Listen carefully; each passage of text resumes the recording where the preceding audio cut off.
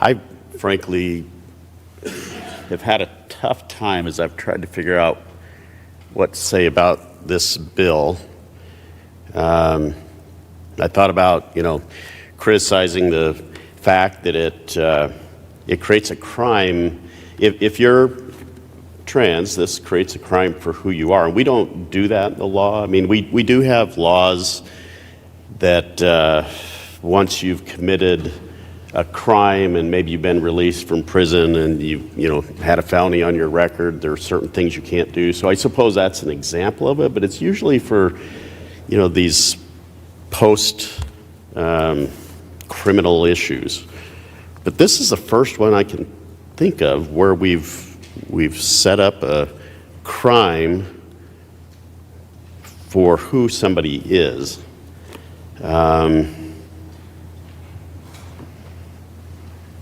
And I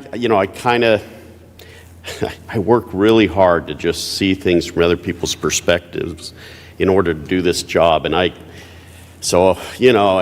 kind of get it. These are people who make some people very uncomfortable, maybe even scares them. They don't understand it, and so this is kind of how we react. I thought about bringing up historical examples. We can talk about the founding of this state, and Mormons, Chinese, Native Americans were all listed in our Constitution. We gave them civil penalties. They couldn't even vote. And I'm sure they were mistreated in society. And maybe there were even, and I'm sure there were, laws that were used against them.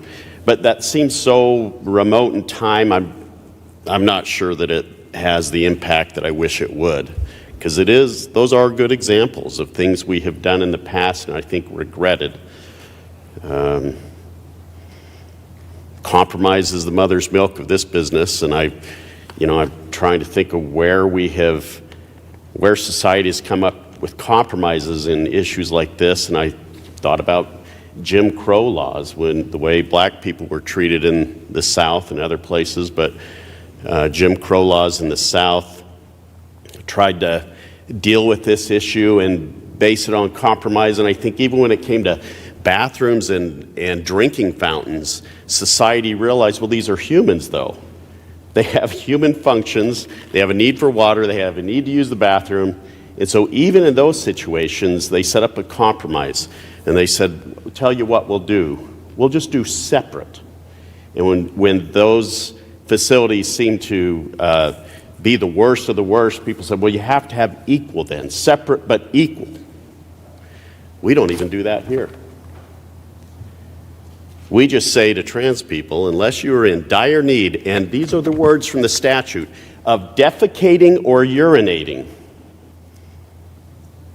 stay out. Figure out some other way.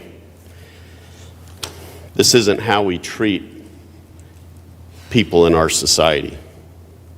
I had a trans woman come talk to me. She transitioned late in life.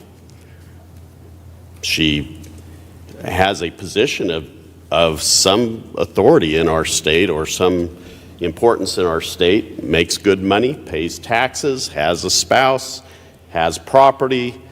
And she was very nervous about coming into this building.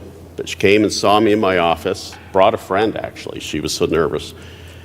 But did a really good job of just explaining to me, and I wish everyone had a chance to just sit with her, because all she said was, look, I'm just trying to live my life, and it's not right. I've lived here too long to feel like I'm unwelcome, and I've done too much good to feel like I'm not appreciated. I'd urge you to vote no on this bill. Is there further debate?